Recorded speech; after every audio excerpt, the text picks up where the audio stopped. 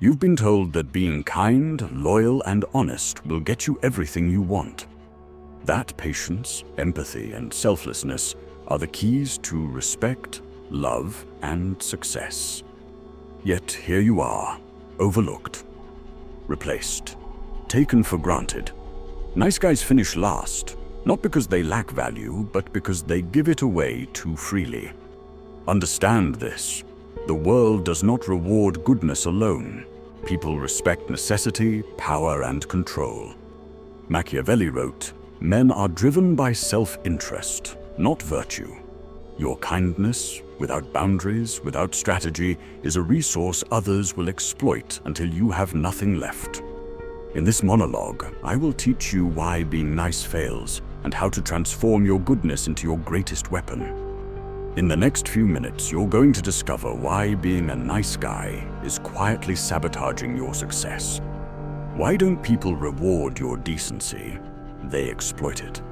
And most importantly, how Machiavelli would teach you to turn your friendliness from a weakness into a strategic tool that commands respect, influence, and real power.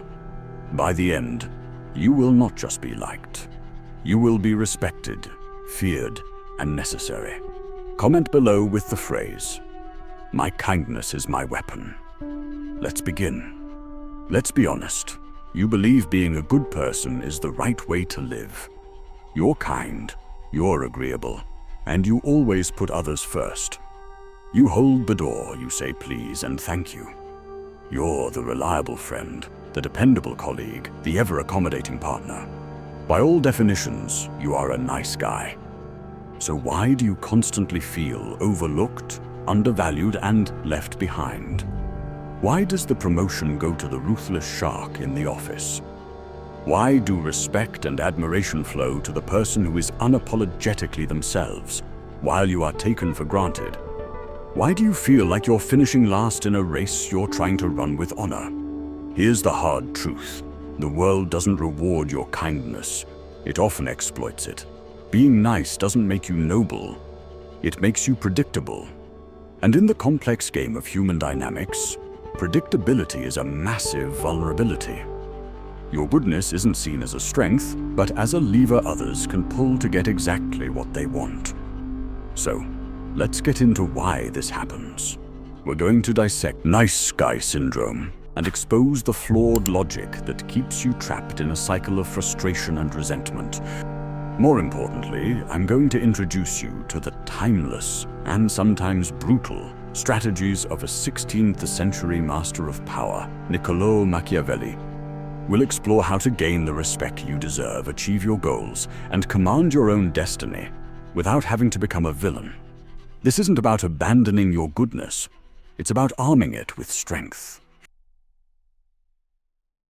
First principle, the nice guy's dilemma. Before we get to the solution, we have to stare the problem right in the face. What really defines the nice guy, and why is his strategy for life so fundamentally flawed? It's much deeper than just being polite. The nice guy syndrome, a term explored by Dr. Robert Glover in his book No More Mr. Nice Guy, describes a man convinced that if he is good, giving, and caring, he will, in return, be happy, loved, and fulfilled. This belief system is built on a series of what Glover calls covert contracts. The nice guy thinks, if I'm good to others, they'll be good to me. If I meet their needs without being asked, they'll meet my needs without me asking. If I avoid conflict, I'll have a smooth, problem-free life. But these contracts are unsigned. They are silent agreements you've made with the world, but the world never signed on the dotted line.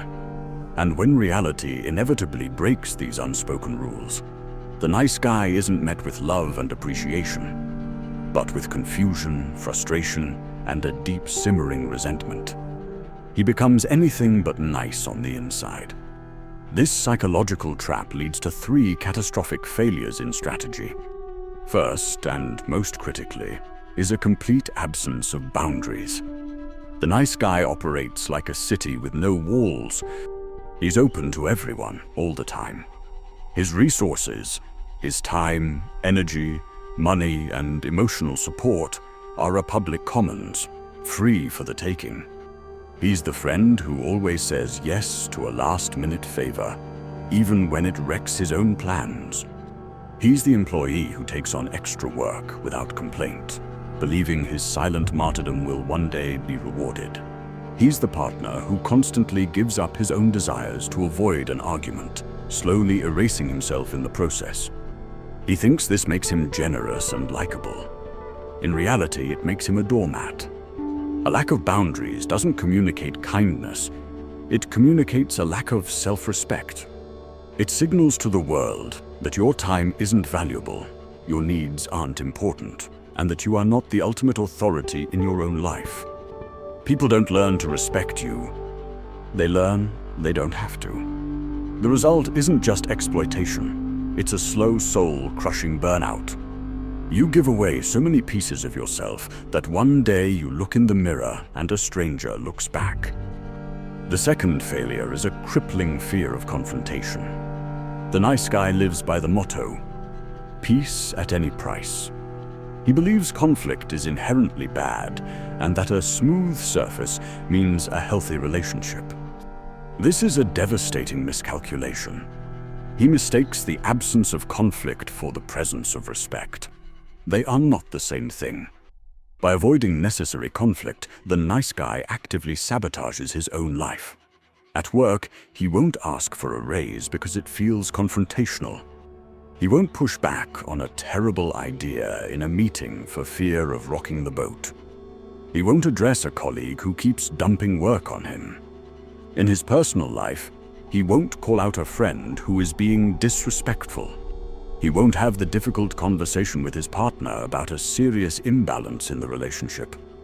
Each time he chooses silence over assertion, he dies a little inside. He thinks he's preserving peace, but he's actually sacrificing respect for the illusion of harmony. He teaches people that his feelings and opinions can be safely ignored. This avoidance doesn't prevent problems. It just lets them marinate in resentment until they either explode in a disproportionate burst of anger, or, more often, solidify into a permanent state of quiet desperation. The third and most insidious failure is a deep-seated need for external validation. This is the engine driving the whole mess. The nice guy has outsourced his sense of self-worth. His value isn't determined by his own principles or his own character. It's a fluctuating stock price determined by the approval of others. He needs his boss to tell him he's competent. He needs his friends to tell him he's fun. He needs his partner to tell him he's worthy. He doesn't believe he's okay just as he is. This makes him a chameleon, constantly changing his colors to please whoever he's with. He becomes inauthentic. He suppresses his true thoughts and real personality because he's terrified that his true self might not be liked. But this creates a terrible paradox.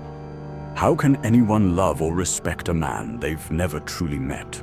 They're only interacting with a carefully constructed, people-pleasing facade. This constant performance is exhausting. But worse, it makes him predictable. If your main motivation is to be liked, you are easily manipulated. All someone has to do is threaten to withdraw their approval and you'll fold. You become a pawn in the lives of others. This is the ultimate failure of the nice guy. In his desperate quest to be loved by everyone, he ends up respected by no one, least of all himself. Are you this man? Do you see yourself in this? Do you feel that gnawing frustration, that sense of being perpetually undervalued? Do you find yourself asking, when is it my turn? If so, you're at a critical juncture. You can keep going down this path of appeasement and quiet resentment, hoping the world will one day notice your worth. Or you can decide that your worth is not up for negotiation. So how do you break the cycle? How do you build a self that isn't dependent on the whims of others? How do you command respect without becoming a tyrant? For that answer, we have to turn back the clock 500 years to a man who understood the brutal realities of human nature better than almost anyone in history. The second principle, the turning point. Introducing Machiavelli. To find the antidote to the nice guy's plight, we must travel to 16th century Florence. A chaotic and dangerous world of shifting alliances, brutal betrayals, and a constant struggle for power. In the heart of this crucible lived a man named Niccolo Machiavelli. Now, let's be clear. Machiavelli's name has become synonymous with tyranny and ruthless ambition. The term Machiavellian is thrown around as an insult, but this is a lazy misunderstanding of his work. To dismiss Machiavelli as simply evil is to rob yourself of a powerful education in the realities of power and human psychology. Machiavelli was not a philosopher of what should be. He was a political scientist of what is. He was a pragmatist. After serving as a diplomat in the Florentine Republic, he had a front-row seat to the brutal mechanics of power. He saw how idealistic rulers were quickly overthrown, while those who were strategic and decisive, even if it meant being severe, were the ones who survived and brought stability. His most famous work, The Prince, wasn't a manual for becoming a monster. It was written after he was exiled and was dedicated to Lorenzo de' Medici, the new ruler of Florence, in the hopes of regaining political favor. It was a practical guide on how to get and keep power in a world where everyone else is playing to win. Machiavelli's core idea isn't to embrace cruelty, but to recognize that the world doesn't run on good intentions. It runs on self-interest and power. He famously summarized his view of human nature by stating that people are generally ungrateful, fickle, liars, and deceivers. The nice guy reads this and is horrified. The strategist reads this and says, "Okay, that's the landscape. How do I navigate it?" Machiavelli teaches that to be effective, you have to see the world as it is, not as you wish it were. He argues that a leader, or any man who wants to be master of his own fate, cannot rely only on good virtues. Sometimes, to achieve a greater good, you must be willing to act in ways that aren't traditionally nice. This is the turning point for the nice guy. It's the realization that your strategy of pure kindness is a losing one because it's based on the flawed idea that others will play by your rules. Machiavelli gives you permission to be strategic. He gives you permission to prioritize your own well-being. He gives you permission to understand that power, not niceness, is the currency of respect. His wisdom isn't about becoming a heartless tyrant. It's about becoming an effective man. A man who can protect himself, achieve his goals, and command respect not because he demands it, but because his actions make it undeniable. Machiavelli doesn't want to destroy your goodness. He wants to give it a spine. He wants to transform you from a harmless dove into a wise serpent. And he provides a clear, actionable playbook for doing it. The third principle, the solution. Machiavelli's fixes. All right, enough theory. Let's get practical. We're going to take the core problems of the nice guy and apply a direct Machiavellian fix to each. This isn't about a personality transplant, it's a strategic upgrade. Number 1. The fix for being a doormat. The problem. The nice guy is a city without walls, his resources plundered by all. He lacks boundaries and, therefore, self-respect.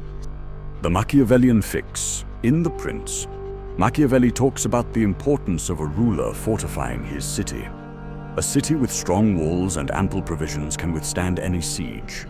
A ruler who neglects his defenses will be quickly overrun. Your life is your kingdom. Your time, energy, and focus are your most valuable resources. You must build fortifications. These are your boundaries. This starts with a huge shift in your thinking.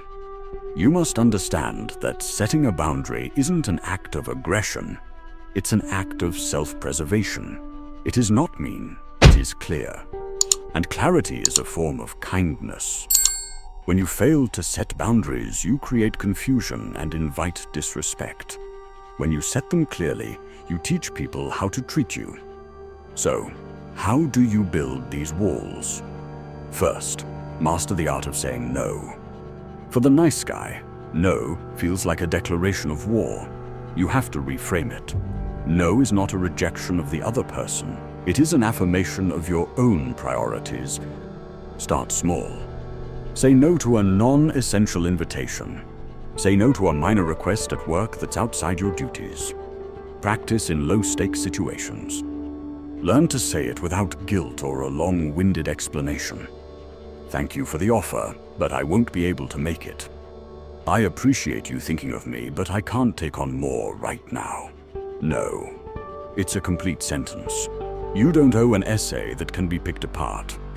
Second, a boundary without a consequence is just a suggestion. It's a line in the sand. Machiavelli knew that fear of consequence is a more reliable motivator than love. If someone repeatedly violates your boundaries, there must be a calm, predictable consequence. This doesn't mean you fly into a rage. It means you calmly enforce the wall. If a friend is always late, you start without them. If a colleague keeps dumping work on you after you've said no, the consequence might be a formal chat with your manager. Let's picture a guy named Mark. Total nice guy. His boss is used to him staying late and taking on weekend work. Mark is burning out. The next time his boss drops a project on his desk at 4:55 p.m. on a Friday, the old Mark would have sighed and cancelled his weekend. The new strategic Mark says, I understand this is important. I'll make it my top priority Monday morning. He says it calmly but firmly. He's not being insubordinate. He's being clear. He's stating his boundary. The first time, his boss might be annoyed. But when Mark shows this is a consistent policy, that he is a well-defended city, the boss's behavior will change. He'll learn to respect Mark's time. Mark hasn't become a jerk. He has become a professional. He has traded being liked for being respected. Number 2, the lion and the fox. The problem: the nice guy avoids conflict at all costs, which erodes respect and makes him ineffective. The Machiavellian fix. This is maybe Machiavelli's most famous analogy.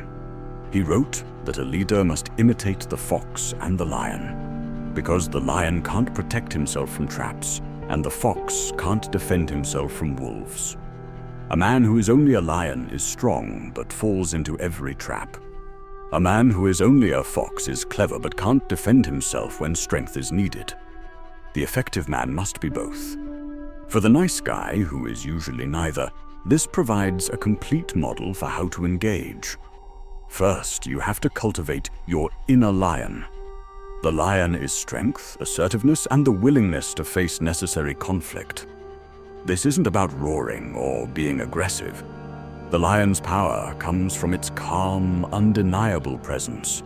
It doesn't have to roar to be feared. Its very being communicates that it won't be messed with. Developing your lion means learning to be assertive. When you need to negotiate a raise, the lion prepares. It gathers the facts, your accomplishments, your market value. It enters the conversation not with a plea, but with a clear, evidence-based case. Second, you have to develop your inner fox. The fox is cunning, social intelligence, and strategic awareness. The fox knows not every battle is worth fighting. While the lion gives you the strength for the fight, the fox gives you the wisdom to know when and how to fight. The nice guy has a binary approach: total avoidance or a rare emotional explosion. The fox gives you a third, smarter option. It asks, is this the right time and place? What does the other person want? Is this person baiting me into a pointless argument? Let's apply this. Imagine a friend makes a passive-aggressive comment at your expense in a group. The nice guy impulse is to ignore it. The pure lion impulse might be to call them out loudly, escalating things. The man who is both lion and fox sees more options. His fox reads the situation. A public confrontation is a trap. It will make everyone uncomfortable and let the friend play the victim. So he doesn't engage. Later, his lion takes over. He pulls the friend aside in private and says, directly and without emotion, "What you said earlier was not appreciated. Don't let it happen again." The message has the lion's strength. It's an unambiguous demand for respect. But it was delivered with the fox's strategy, in private, where it's most effective. He hasn't destroyed the friendship. He has just installed a new, non-negotiable term of engagement. Number 3. Master your own fortune. The problem: the nice guy's self-worth is a reflection in the eyes of others. He's a prisoner of their approval. The Machiavellian fix. Machiavelli had 2 big ideas: fortuna and virtu. Fortune represents the chaotic forces beyond your control, luck, circumstance. Virtu is a mix of skill, strength, and excellence, the force you can control. Machiavelli believed fortune might control half our lives, but with virtu we can master the other half. The nice guy is a slave to fortuna. His happiness depends entirely on the whims of others. He has no virtu. To fix this, you have to forge an internal validation system. You must build a sense of self-worth so robust that the approval of others becomes a pleasant bonus, not a desperate necessity. This is the ultimate power move, becoming the sole judge of your own value. How? First, through the relentless pursuit of competence. Get good at something. Your career, a martial art, playing an instrument. Mastery builds an unshakable confidence. When you know you are skilled, you no longer need someone else's praise to feel competent. Your virtu is proven by your results. Second, by living according to your own code. Define your values. Integrity, discipline, courage, write them down. These are the laws of your kingdom. Your primary goal is no longer to please others, but to live by your code. When your actions align with your principles, you generate self-respect. This leads to one of Machiavelli's most vital pieces of advice. It is better to be feared than loved if you cannot be both. Now, in his time, feared was quite literal. For our purposes, let's translate feared to respected. It means people have a healthy fear of the consequences of disrespecting you. They fear losing your trust. They fear being cut out of the life of a high-value man who is going somewhere. Love, as Machiavelli noted, is a bond that people break whenever it's convenient for them. But respect based on a fear of consequence is far more stable. People may not always like the man with unwavering standards, but they will always know where he stands. They will respect him. By building competence and living by a code, you cease to be a people pleaser. You become a standard setter. You are no longer asking the world, "Am I good enough?" You are telling the world, "This is who I am." You can either get on board or get out of the way. That is true power. The 4th principle, the nuance. Don't become a villain. Okay, we need to talk about a huge potential pitfall here. As you start using these strategies, a fear might creep in. Am I just becoming a jerk? This is a legitimate concern, and it's the final trap you need to avoid. The goal here isn't to become a villain. It's to adopt the strategic thinking of a pragmatist to protect yourself and achieve your goals. The goal is to be a benevolent strategist, not a petty tyrant.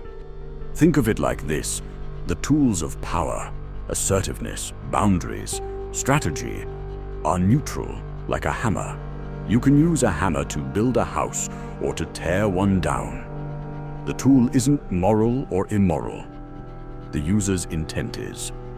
The aim is to use these tools for noble ends, to command self-respect, to protect your energy for what truly matters, and to build genuine relationships based on mutual respect, not one-sided appeasement.